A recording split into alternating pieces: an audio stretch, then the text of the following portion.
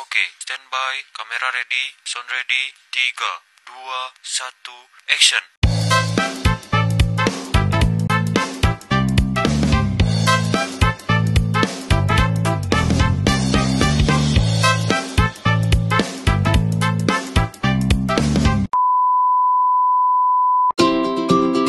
Pengertian teori.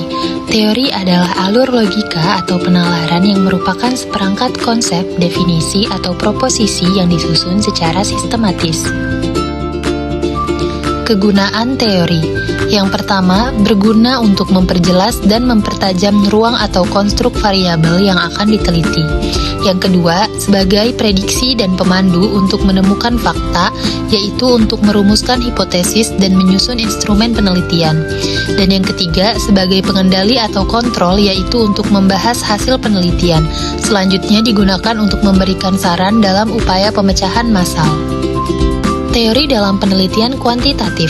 Dalam penelitian kuantitatif, teori yang digunakan harus sudah pasti karena akan berfungsi untuk memperjelas masalah yang diteliti sebagai dasar untuk merumuskan hipotesis dan sebagai referensi untuk menyusun instrumen penelitian.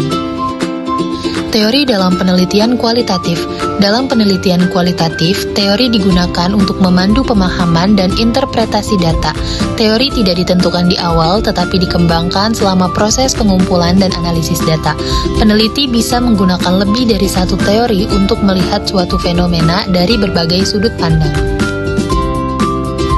Sumber bacaan yang baik harus memuat 3 kriteria, yaitu 1. Relevansi, yaitu berkenaan dengan kecocokan antara variabel yang diteliti dengan teori yang dikemukakan.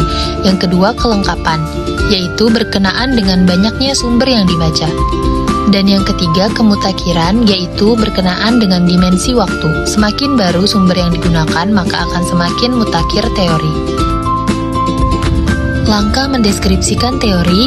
Yang pertama, tetapkan nama dan jumlah variabel yang diteliti.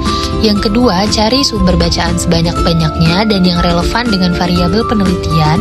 Yang ketiga, cari definisi dari setiap variabel yang diteliti, bandingkan antara sumber yang satu dengan yang lainnya. Dan yang keempat, deskripsikan teori yang sudah dibaca dalam bentuk tulisan. Sumber bacaan yang dikutip harus dicantumkan.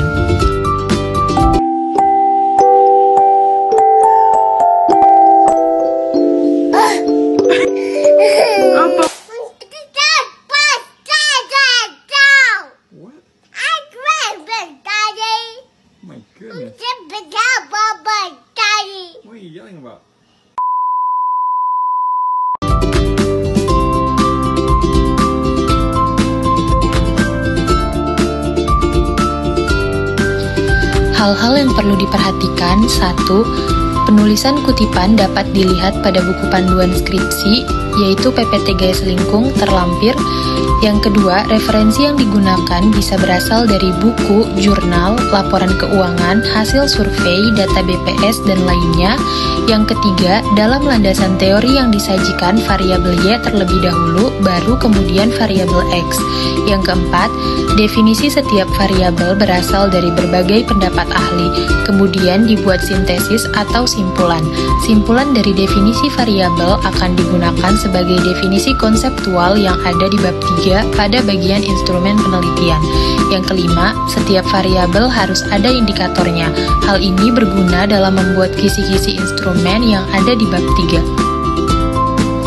Sekian materi teori dalam penelitian. Semoga video ini bermanfaat. Thank you for watching.